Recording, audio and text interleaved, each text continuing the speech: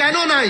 হযরতে Jalaluddin Rumi রাদিয়াল্লাহু তাআলা আনহু বলছেন, ও আমার নবীর উম্মত, বস্তার মধ্যে ধান রেখে যে ঘুমিয়ে পড়েছো, বস্তার ধান কিন্তু নিচে ইঁদুর এসে ধান খেয়ে চলে গেছে। যা রেখে গেছে তা আমরা চট্টগ্রামের ভাষায় বলি সুবা। আপনারা বুঝতে পেরেছেন? চিটাটা রয়ে গেছে, ভিতর থেকে চালটা খতম করে দিয়ে গেছে। আপনি 1 মাস পরে যখন বস্তার মুখ খুলেছেন, চিটা বাদে কোনো চাল নাই। কিসে করলো এই কাজ? পরে নিচে দেখছেন একটা ইঁদুর, 2টা ইঁদুর এসে আপনার পুরা চাল খেয়ে চলে গেছে।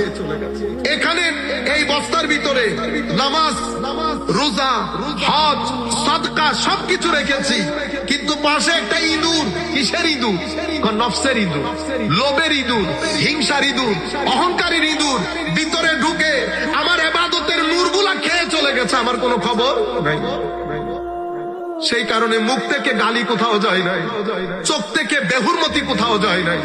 আমার নবী বলছেন, যার ভিতরে অন্যের ব্যাপারে হিংসা বিদ্বেষ থাকবে, তার দোয়া শবে বরাতে কবুল হবে না।